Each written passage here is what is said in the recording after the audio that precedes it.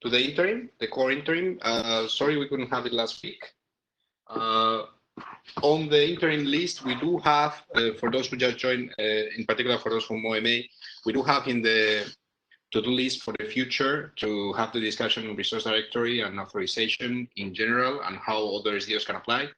This is an interesting topic, but maybe not today because we didn't have enough quorum for having that discussion today. But hopefully we can have it in the future, and I will keep you updated on that. We will keep you updated on that. And who is we? It's Marco and I, the chairs of the core working group. We were duly noted that we have to present the note well also in the interim meeting. So here it is. As you know, the note well applies to all IETF communications. It's not just for IPR considerations, but also the general goodwill and participation of the people in the meeting. So I hope you all know it. I hope you all have read it. And I think without further ado, we can go to the presentation. I think it was Mohammed, right?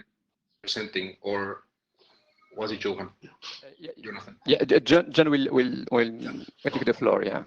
Fair enough. Okay. So then let me close this and.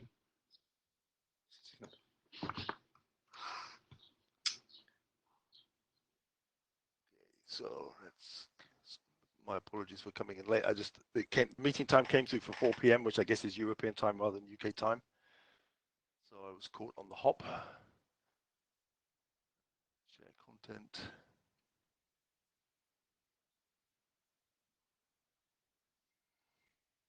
By the way, Marco, you started the recording? Yes, I did. Okay, thank you. Thank you, Francesca, for a reminder. Sure. Okay, just getting myself in. Okay, so yeah, apologies for the late delay. As I said, I thought it was in an hour's time because it came to us 4 p.m. That's my fault. Should have double checked. Anyway, so we're talking here again about the new blockwise option sitting here to do within the co-op sort of core situation here. So, are you sharing? Sorry, I'm sharing my screen. Yes. We can't see it. There's nothing shared right now. Okay, so let me just go back. Why it's not sharing? Cisco message, Cisco here. So I've got the core working group one up. I went in for share content. I wanted to share PowerPoint. Thinking about it. Does that work now for you? Yes. Yes. Right, my apologies. Okay, so right. So this just is a slide that we had last time, just outlining the background of what we need the particular options for. And so since we last talked, the changes that we've made, we're now in revision 2. Some of the updates we've made, we added an applicability scope just to kind of make sure that we couldn't cause network congestion and recover from stuff. But so we clarified on the use of probing rate, and we've also introduced something called max payload, so that you can send up to max payloads in a stream. You then have to have a pause, and then you can send another max payloads.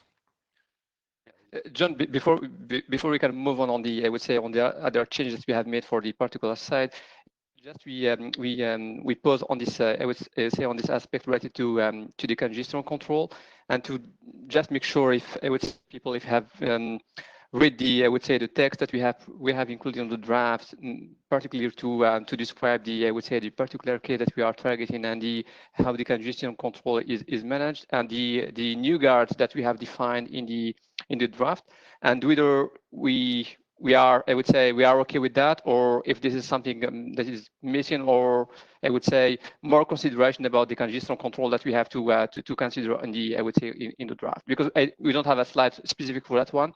I wanted that we can pause on it right now to have some discussion on this particular point.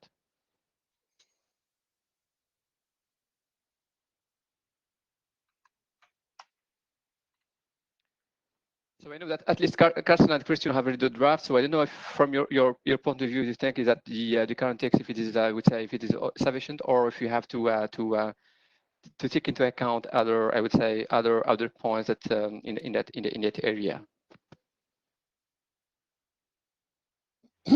So Carsten Moman here. I haven't done a detailed analysis. I like the idea of starting out with a max payloads of 10, which is essentially the initial window 10 principle we are seeing in other situations. So that should be acceptable. The part that I'm not sure about is whether max payloads can actually be constant. But yeah, again, we are having the problem that we are trying to do congestion control in a situation where we already know everything is maliciously congested. So we may not be able to do the usual things here. And I think starting out with 10 is a really good way to be a good citizen.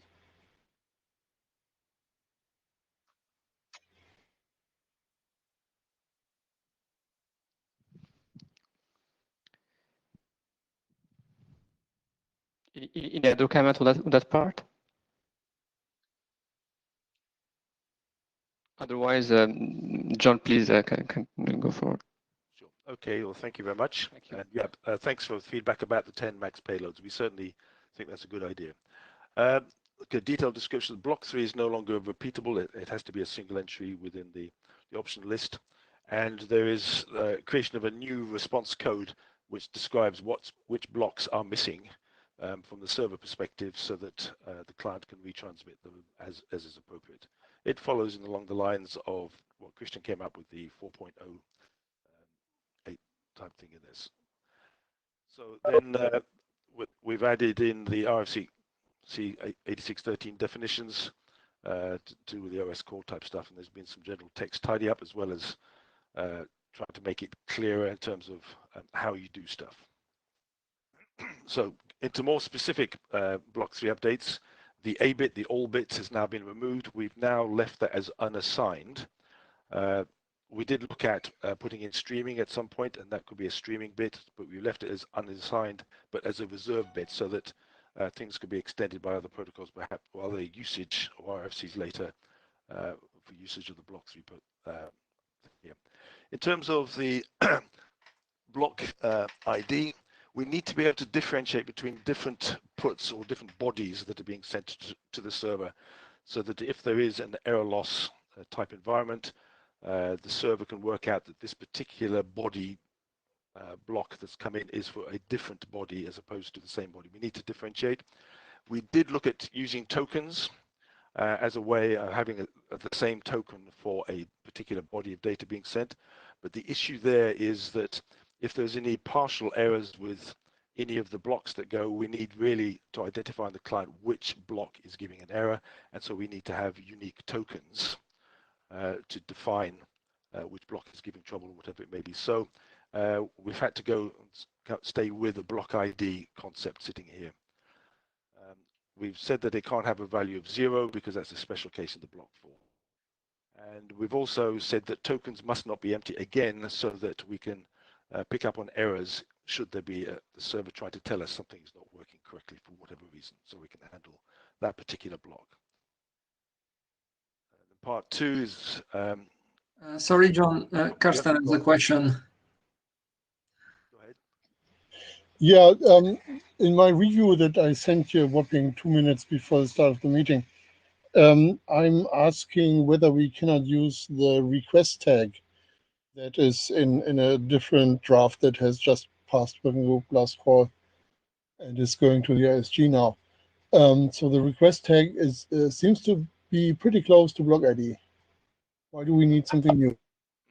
Okay, so one of the things that we thought about was having a block ID in a separate option, which is effectively what you're talking about here. The issue that we had with there is that then we would be changing some of the semantics of how block 1 is used. So if we had block 1 plus this request tag, we'd be changing how block 1 is used, and we would effectively be superseding the block RFC, because we're not expecting responses to come back. these kind of things. So it is just changing the semantics of how block 1 is being used. And so we decided at this point to continue with block 3 because then we can change the semantics as is appropriate. Oh, I was not talking about trying to use the block 1 option. I was talking about not changing the format of the block 1 option and use the request tag option that we are already standardizing for pretty much what block ID does. I have no issue with that at all. So providing we have the block 3 gives you the ability to change the semantics, but the format of block 3 is the same in how it's laid out. And then the separate option that contains the request tag, that works absolutely fine for me as straight off the top of my head. Right. I may think of something else, but in principle, that sounds fine. So maybe we should have an offline on mailing list discussion how exactly that would work with a request tag, but I'm pretty optimistic that it would work well. My practical problem with block 3 is that it's moving into 64-bit space, and we have been trying to avoid that. I mean, it's not a blocker at all, but if we can avoid it, and we already have an option around that has the right semantics, then I think we should be using that. Yeah, that makes perfect sense to me. The other note is there is no such thing as an empty token. So a token that has an empty representation is the token 0, which is not different from any other token number. Okay. So I'm not sure I can interpret the last bullet on this slide. Okay, it has to be a token that has a length. Yeah, but why are you excluding the number 0? The number 0 is a nice number like all other numbers. Okay, so the thinking behind that was so that we can differentiate between responses that come back on the standard sort of token usage, so that it's yes. If there is something, but, so that's the reasoning behind that. I can distinguish the number 0 from all other numbers, so that's not something that makes the number 0 bad. Actually, it is not bad, Carlson. What we the answer from John is that we are using it for specific, I would say, to identify a specific usage in the draft. So it's not using in here, but we are associating a specific meaning to that. I think that we have some text in the draft, John, about this part. Okay, I need to reread that. Yeah, it just is that each put needs to have a unique token, so you can't have 2 puts with the same token of 0. No, but you cannot have 2 puts with a token of 4 either. So there's nothing special about the number 0. Okay, that's fine. So so essentially each put has to have a different token, which could be token 0. Correct. Okay. Yeah, back to your comment about the request tag, Carson. I think that the request tag is defined as a non-critical option, and what we are doing here is defined as a critical option. Do you see any, I would say, any conflict in the in the way we are defining the? For instance, if we are using the request tag to be used as the bit, for instance, and given that the request tag is a non-critical, and we are defining all the option, the block 3 and block 3 as the critical ones, wouldn't that be, I would say, an issue to reuse the request tag for the purpose we have in this draft? Christian has an answer for that. That's no conflict there, because you can say that if you implement block 3 or 4, then you must also understand request tag and basically treat request tag as critical for those clients that do block 3 and 4. That's good. Okay, thanks. Okay, thank you. Okay, any other thing else, or shall I move on? Move on, thank you. Okay, so we just made some comments about partial bodies being received, how we clean up from those. We note that a 408 is not applicable here, or could cause problems because blocks may arrive out of order. There's no longer any lock stepping. So, block 1 can arrive after block 2, and we don't want a 408 generated. It just happens because the network delivered them in a different order. Whereas going for the 418, missing payloads instead of a 408, we can then indicate the missing blocks and we can go into recovery scenario. And in that, there would be within the payload just a counter and list of missing block numbers. To us, it doesn't make sense that we support, well, that block 3 uses the 231 continue response rather. Questions? So the slide says 4.18. Is there a particular reason why you chose that? Only that we've seen it as it came up as a suggestion as an alternative. I think Christian may have been using it. 4.18 was April joke style HTTP status code that meant I am a teapot. So just so you know what people will read into this. I'm happy for it to be anything other than one that's already in use. Yeah, backchat, but Yep. Okay, I hear you. Thank you. This is where about your knowledge and wisdom of experience. Okay, so here it just is. The slide here just gives an example of how we're going through and how we recover. It's a tidy up from the example that we used to have in the previous draft. The previous draft.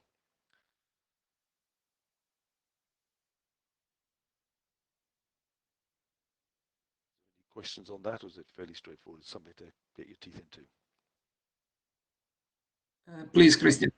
In combination with this from this example and the previous slide on 231 not being used, is there any possibility for the client to ask for an intermediate status, or is that always just either 418 or the complete one, like a positive response on okay, everything's good so far, as opposed to, I mean, you're showing all nons here. Is there any way the client can ask for, okay, is this now good so far? Ask for an explicit confirmation. Okay, interesting question. In the actual text, we talked about max payloads, and at the max payload point, we could either pause for a couple of seconds, or we could send a confirmable at that point, so that one can recover the thing determine that things are okay. But we haven't really thought about the client giving the ability to be, health check in the middle of this transfer. Okay, I see. So basically, the ACK from the con would be sufficient for the client to keep pushing data. Yes. Or the client needs to signal that he doesn't want any more. I think there will need to be something like this if this is going to ever work over proxies, because the proxy might you might be on the fast link to the proxy, and the proxy is then on the slow link that says, okay, now I can't keep up with that pace.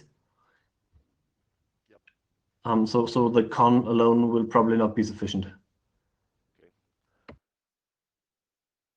Yep, I'm taking a note of that.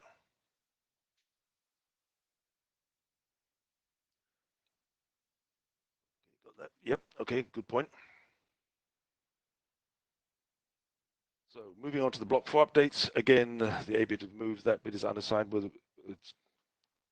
want to keep it reserved, perhaps is a better expression rather than unassigned. Again, the block ID, it doesn't have to be a block ID. We could use the request tag or a response tag or something like that as an alternative. But we can't use eTag because the client could send off a GET request with eTag and we'll get back a 203, which is not basically saying I want this missing block or anything like that. It just comes, yep, you've already got it here, so the value you have is valid. So we can't unfortunately use eTag at this point. And again, we've just said that response should have a non-zero bit value, and it start off with initial value being random and must be different per body, so we can separate them out. And that bit can only be 0 when requesting all the new a new body, sending out a new request. It's asking for a completely new set of body responses. I'd like to ask about the eTag problem, because as I understand, so there's kind of two situations. Either the client wants to know whether that's still whether that representation is still fresh, then it sends an e-tag along with it, if we assume that this is all using only e-tags. And if it doesn't have a representation, it asks for something, it would not send any block ID or e-tag at all, and then get something back that has an e-tag that either matches the rest of what the client has or it doesn't. Adding in a block ID would allow the client to dig through historical representations of that resource, and unless that is the intention, I don't see why doing this with something different than e-tag would add any value. Okay, so we'll take the scenario where we have an observe running on the server. Yep. So we get body number 1 and we get body number 2. And if for some reason we want to get a missing block in body number 1, but body number 2 is arriving, how do we ask for something out of body number 1? So this is about observation. Observation is inherently eventually consistent. If there is a body 2 and the client is already receiving part of body 2, then all that matters is that body 2 arrives in its entirety, and body 1 is obsolete by the time that body 2 comes along. If there is any interest in your application in having each and every individual body that is sent in an observation sent along, then observation as it is probably not what you want to use. Right, okay. I think it helps to think about the two cases here. So if you do a get or a fetch, and do the very same get or fetch again, then you might run into 203, which is fine. The server just tells you that you still have the same information there, and you're done. If you do something like a put, well, something like a post or an iPatch, where you are waiting for an action result, then of course doing the same request twice can give you a different action result, at least for patch, not for iPatch, and for post. So in that case, you actually could be using the request tag as in the same role that you are using block ID now.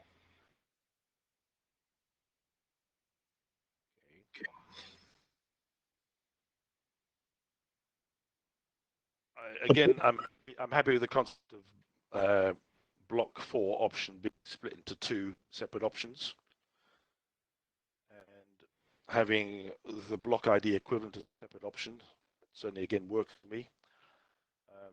We just struggled with the e-tag, but I hadn't really thought through the representation of the observe. What you're talking about, if there's an interim patch or something in the middle, that might just upset things. I was specifically talking about requests that don't return the current resource value, which is where the e-tag comes in, but requests that have an action result. So you say something like, make me a coffee, and then the coffee machine says, in progress will take 50 seconds. And that is, of course, a response that is very specific to the request. And that's something where you need a request tag to make sure you can split that up into blocks, because really doing the same request again, make me a coffee, is not the thing you want to do.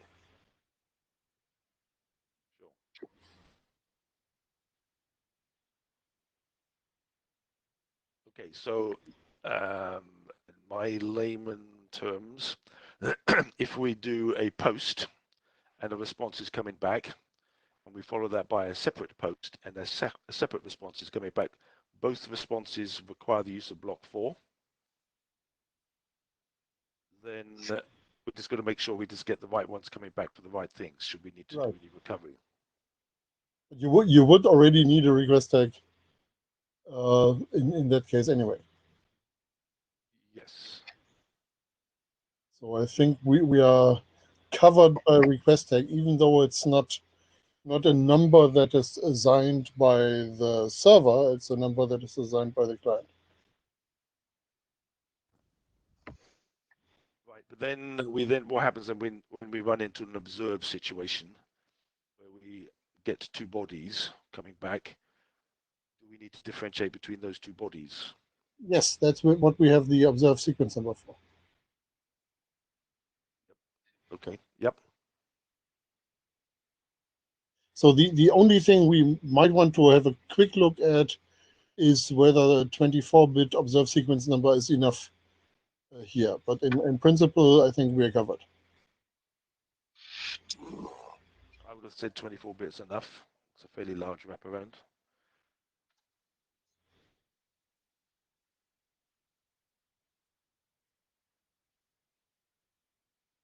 That still doesn't give you access to the previous representations, though. It just ensures that you have distinct you know which version this goes into. Okay,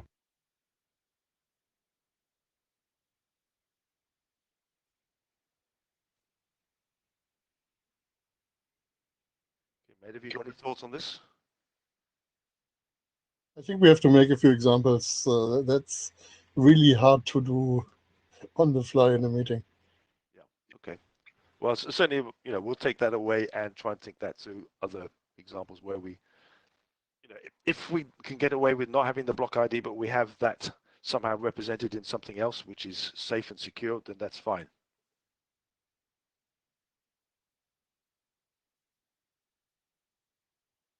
And I agree with. Okay. So again, here's just next one is just an example of this working and determining things are not working and asking for the bits that are missing based on the block floor with the block 4 with the bid information in there.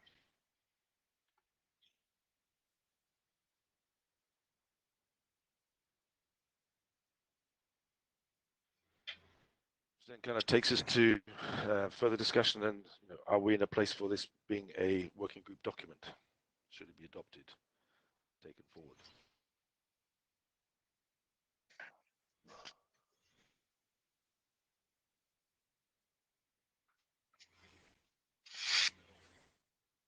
Well, saying that we adopt it as a working group document has two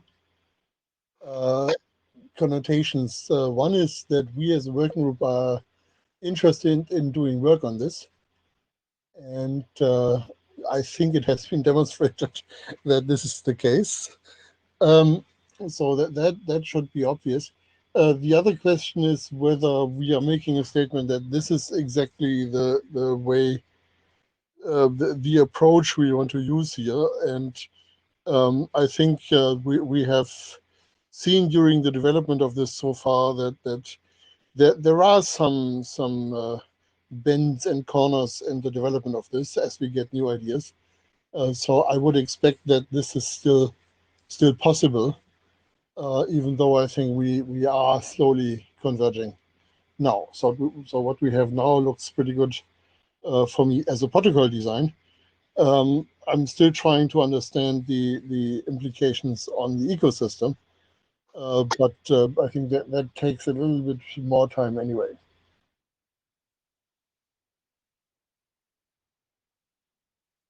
So, Marco, I don't know if you want to mention something. But, Please go ahead. Okay, great.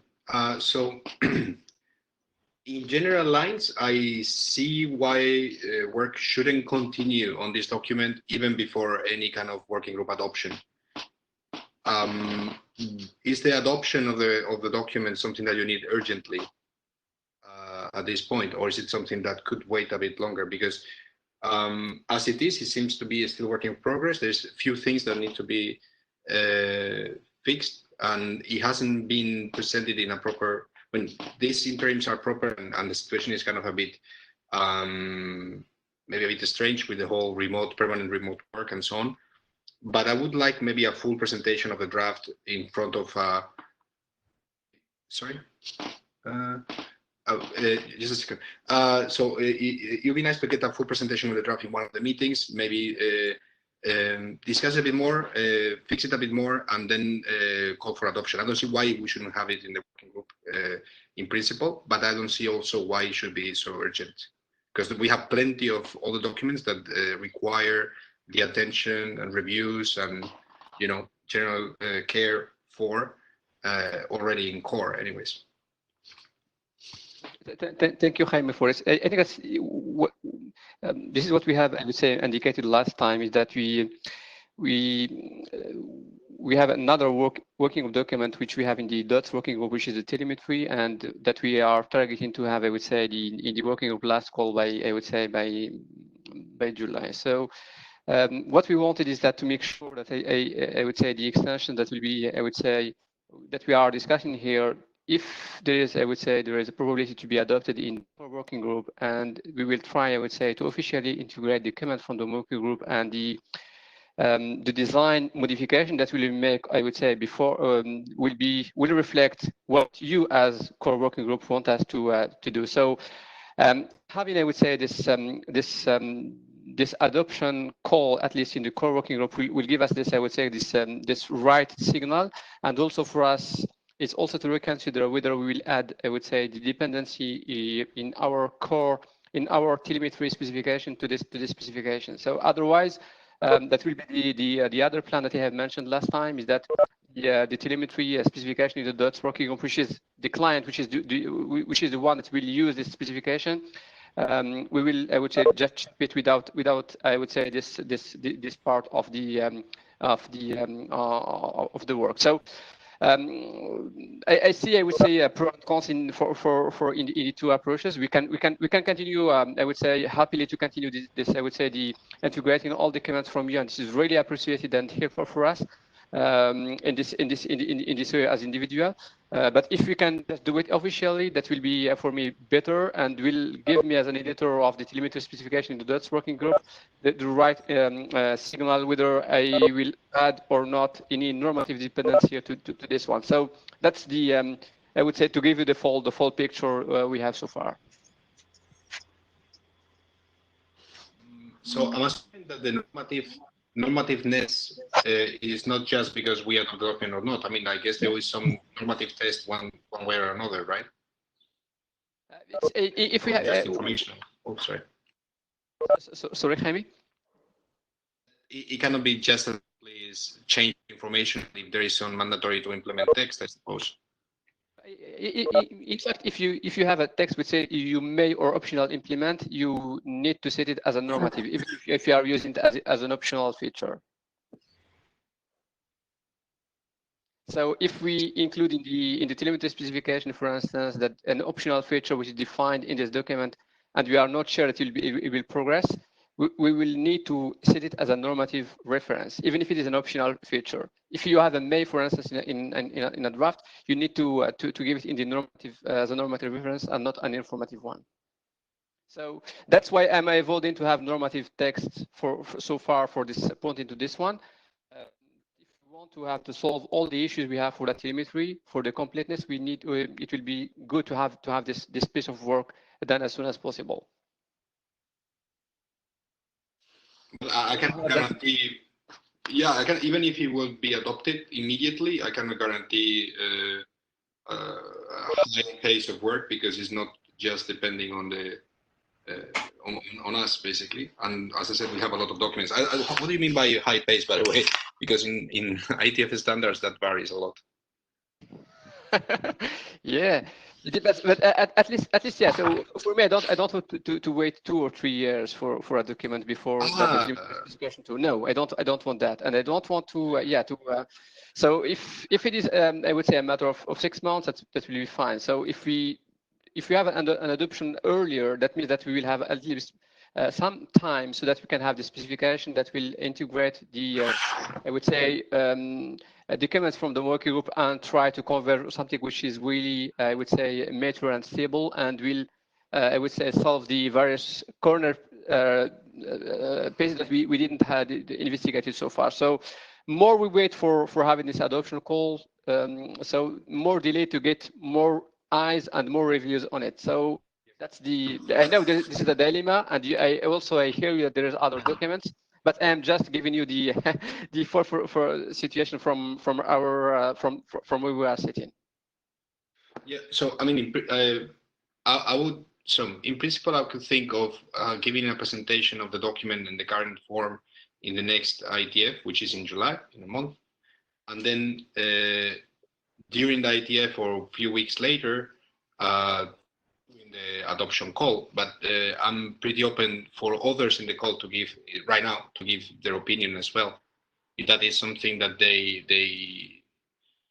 could see working out, or if they would prefer to slow down a bit or go faster.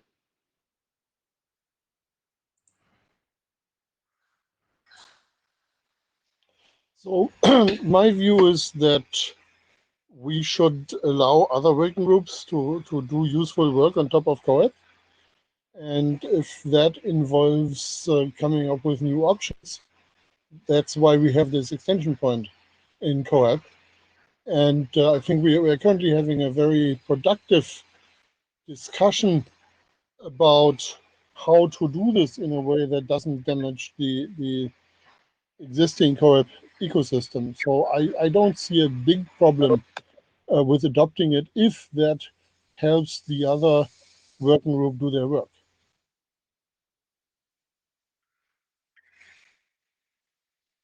I would also like to point out that by giving the extra time till July, we would be able to review in more detail. I mean, we are giving people a few weeks to provide feedback.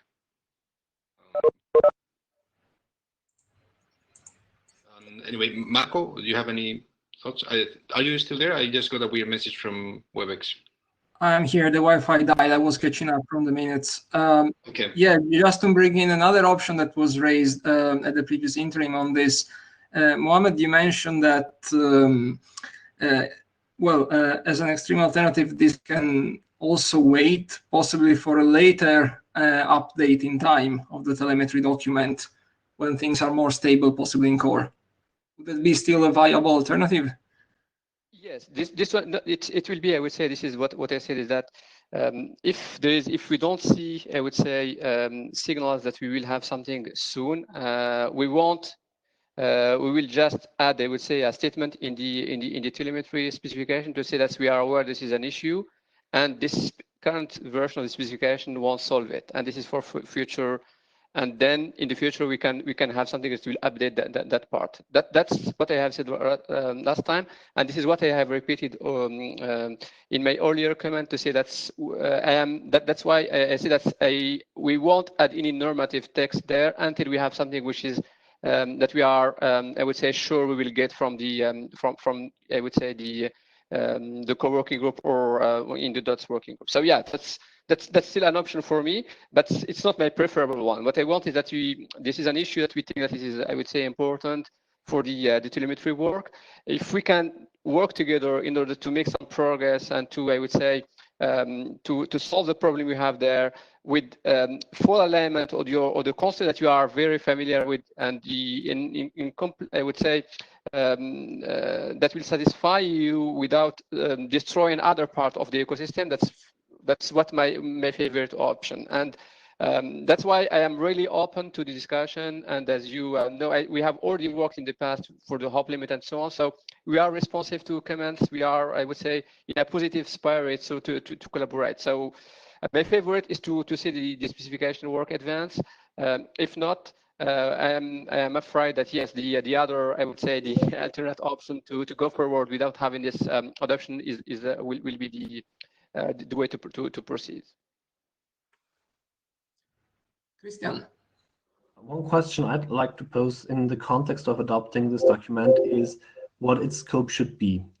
There's a few things around Blockwise that maybe don't work in an ideal way, and if this is supposed to be the successor to Blockwise, like say a Blockwise BIS,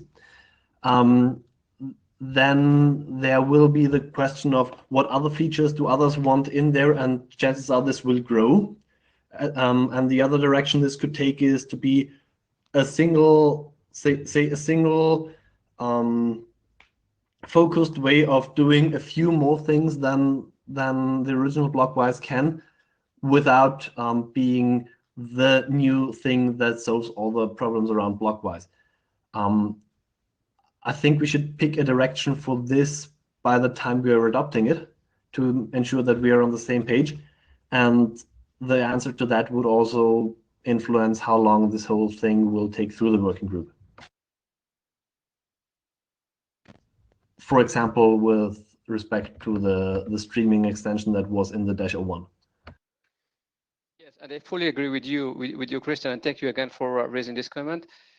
So this is why we have removed that part from the new version, because we wanted something which is really focused. And in the last meeting, we thought that there is some, I would say, some temptation to include something more generic than the dots use case, and that's why we have added that streaming case there. But with your comment, I really agree with you that yeah. So whether we need to keep focused so that we can make some progress, or to agree to add new stuff. And I fully agree that you do that. We need to be focused. And if this use case, the streaming one, is interesting for you for the generic use case, please just record it and add it to when the working group will have to revise, I would say, more generally this area. But yeah, our intent is really to keep focus and to solve this specific problem with the applicability statement that we have added there. We can also add more text to see that this is really specific to and not advised, or whatever language that you want. So this is not something that is really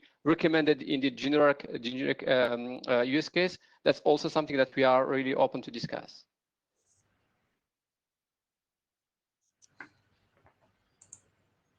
So a good idea would be whether we want to discuss it right now on the mailing list or in a different meeting. In principle, I doubt that we can perform or that we can do a blockwise BIS in 6 months. I think that would be pretty ambitious. I mean, I'm trying to measure a bit the energy of the group and the time allocation, and considering the amount of drafts that we have. An extension for a specific use case, that's maybe another story, but I do not know if that is the direction of the group.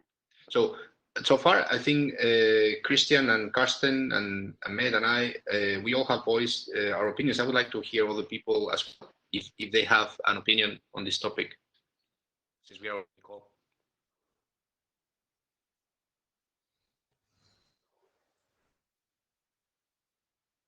I think I said mine already.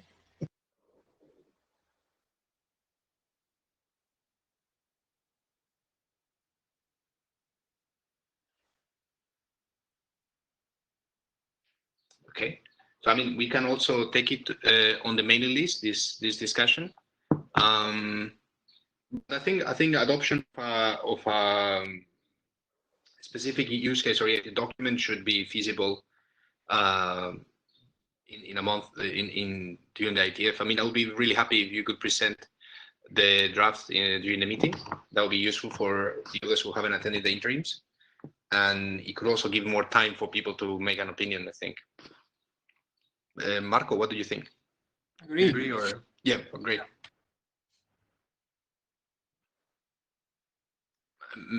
Is this something satisfactory, Matt? Having the discussion on July, and then they're having the call for adoption. Yeah, sorry. So the idea will be like discussion in July during the next IETF. In principle, an extension for a specific use case, unless the group really wants to do blockwise BIS, and in which case I think you should have probably just an informative reference in your document. And I do not know what the group will say, because they are not saying anything concrete right now. So the mailing list also works, so we can have it on the mailing list too. It's I know that I don't yeah, so that's that's an option. It's really your call to make, and I would say but I don't think that there is a point to wait for the IETF meeting to make this kind of, I would say, the discussion. So we have the mailing list. The mailing lists are there for, I would say, trigger discussions. I don't see why we cannot do it right now, but it's again, as I mentioned, it's really your call, and I will follow whatever advice you will give for us. But I'm just worried that if we do it now, not everybody has actually read the drafts. So you will get the same answers that you have right now, and that will be only a handful of people. So I would guess that you have more chances to getting more feedback if we give people a bit of time to read the drafts and make an opinion. But it could happen that you don't get more feedback. So I don't know. I don't know if I'm helping or not, but I would wager that you will get more positive feedback if we wait just a bit so that people can actually read and have an opinion, an informed opinion on the drafts. Okay, so okay. So at least for our side, what we will do is that we will update the I would say the draft to reflect what the comments that we received today. We'll get back to Christian and also to Carsten about the use of the request tag, and to see if we can glue these pieces together what we have so far, and then we'll communicate, inform the working group when this new version will be available, and then we can take it there. That sounds great to me. Marco? Good. Great. So any other discussions on the topic of dots? Because we have a request by Francesca on advertising co-op technology, and a request by Jim on a status update of the stateless document. I don't know if we have to do it right now, but as far as I'm concerned, we could give you even more than 5 minutes, Francesca, if you want to go ahead. I don't know if you have slides. Hi, no, I don't have slides. Okay. This is just informal, just to talk a little bit about the co-op.technology side. And you might have seen that I sent an email to the mailing list a while ago. And the idea was to add the tab. So this is not a core, I want to say this is not a core working group item, but it is related to a core working group item, which is co-op, and it's Carsten who is maintaining and hosting this co-op.technology website. So I tried to, yes, that's the pull request that I did for adding a security tab. And since I got a couple of comments offline, I thought I would talk about it here. And Carsten told me already that, so we have some communication with Carsten about this, but we haven't, we won't be able to merge the pull request right now. So I think, Carsten, you and I, we probably need to talk offline if we are going to make this, we're going to merge this, which you seem positive about. Yes. Yeah. So I volunteer to change my HTML pull request to a Markdown pull request if you put the Markdown online somewhere on a GitHub. Yeah, I should do that. Yeah, and maybe it might be good because there are other pull requests, so it might be good to tell other people that your pull request has not been merged just because, yeah, that's the Carsten's website is originally Markdown, and yeah, so he would want to transform your pull request to Markdown before merging it. Yeah, I just wanted to point this out and say, for example, Thomas volunteered to add some text about DTLS, and really happy about that. It's still my pull request, and it's still gonna go through Carsten approval afterward. But feel free to add to my text if you want to. Sure. Let me know when the Markdown version is ready, and then do that. That would probably be easier to do it in Markdown directly. Otherwise, I will translate it at some point, I guess. Okay, I will contact you offline, and we can discuss the details. Yeah. So Okay. I hope I'm able to put this up next week. That's great. So the real situation is slightly worse because the part of the site actually is written in Haml. So it's Haml with embedded Markdown, and I Okay. probably have to clean this up at some point, but that's the current situation. And I Okay. will check whether I can clean this up quickly or we live with this hybrid for a while. But I think all new text really should be written in Markdown, Markdown. so we Yeah, get easy maintenance. absolutely. Yes. Yeah. Yeah. So that's what I wanted to just advertise. I also have another point on the agenda, if there is time, chairs. Yes, there is. Go ahead. Thank you. So this is mostly a question to Jim as our COSI expert. Jim, if you're around. I hope you are. Okay, good. So this is about the group OSCORE document. So just for status update for anybody interested, we are working on the group OSCORE document, and we will be submitting a new version soon. And one of the updates is that we finally did the change about using the COSI capabilities instead of defining our own registry. And while we were implementing this change, we realized that right now we are only using the COSI capabilities from the COSI key type registry. And the question, because right now the COSI capabilities of the algorithms doesn't have any field that is not in the COSI key type.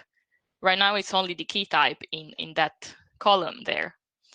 So we were wondering do you think that in the future there might be other algorithms that do register their parameters that will not be found in the COSI key type capabilities?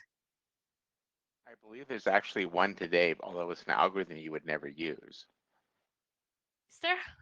Yeah, the hash algorithms, the hash signatures. Aha.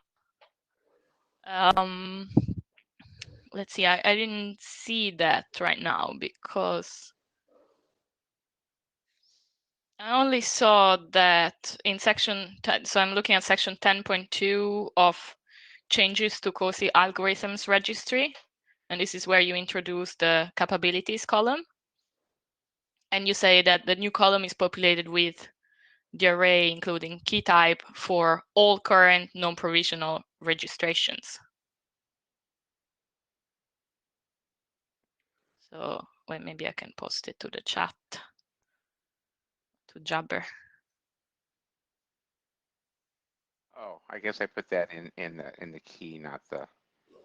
Yeah, so in the key there are other, yeah, exactly. There are other parameters, but in the algorithms for right now it's only the key type. So right now in the OSCORE group com, we only took the capabilities from key type.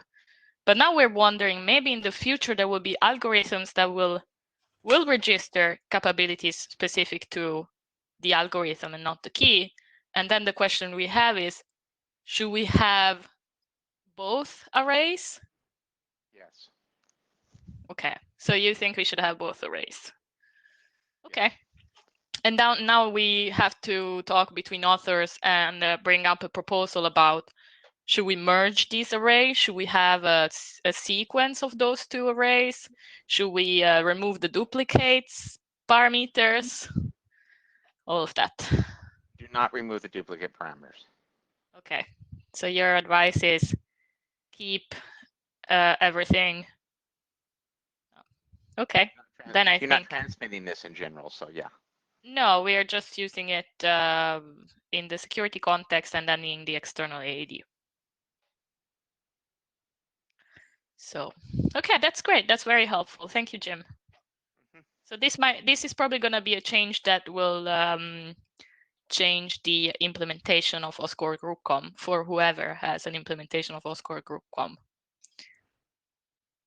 But yes, we will post it to the mailing list when this is done. So that was all from me. Thank you.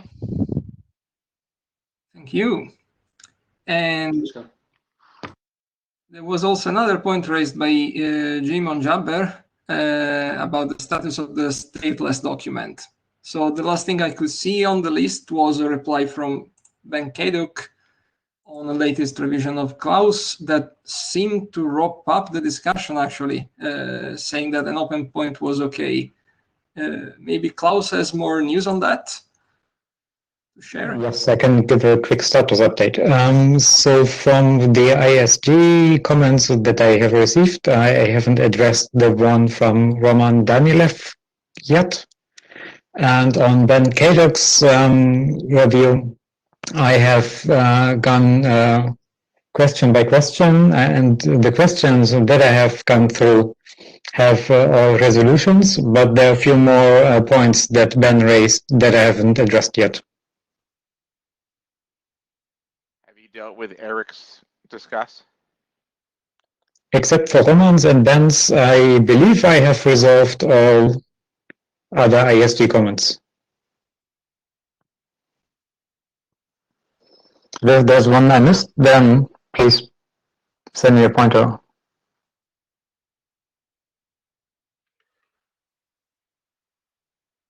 Thank you.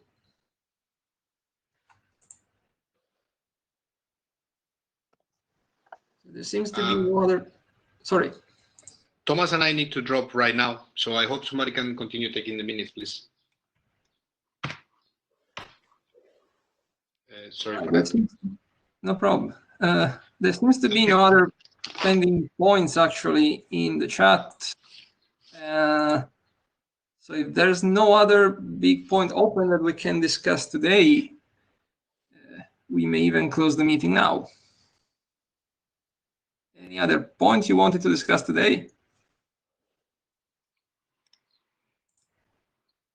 Ivalo is mentioned in a core conf update. All right. I need to drop, let you be. Thank you for the time, everybody. And thank you, Marco, for continuing, please. Thank you, Anne. Ivalo, please. Yes, so I pushed a new version of the SID document, and for me the only remaining question is whether we should rename SID to YSID, as it was suggested, I think, by Andy, and there were some people voicing support for this. I also talked with Alexander Pelov, and he was not very keen on the idea. So I asked him to voice his opinion on the mailing list so that it's documented, but that's the situation there. I believe there is a middle ground there. So we could still call the thing SIDS. So we don't have to change all our software that talks about SIDS. But we could use a long form of Yang SIDS. So whenever we are talking about SIDS outside the specific confines of the document, we could call them Yang SIDS. And that would make sure that they are not confused with the SRv6 things that are getting so much discussion these times. But inside the document, we could still say SID. Yeah, and that sounds as a good solution, and I will suggest it as a way forward. I guess people should be happy with it, and it sounds good to me. So apart from that, I updated the COMI draft in GitHub. So there is, I believe, all the comments are handed out there, including moving the media types outside of this specification for some cases, as it was requested. So Yes, that's it. If anyone is interested, please review the new versions, or if I don't have any new comments, I will publish a new version of all the documents. You can also review them at that point of time. Just let me know. So that's it on my side.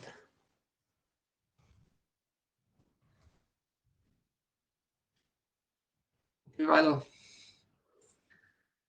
Okay, thanks.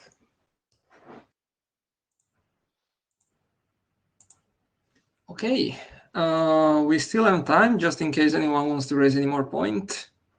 So when do we have our next meeting?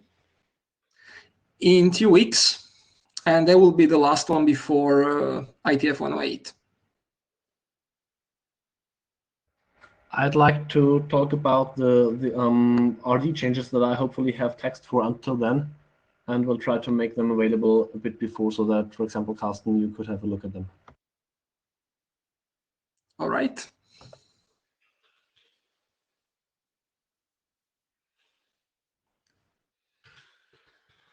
Okay, so anything else for today?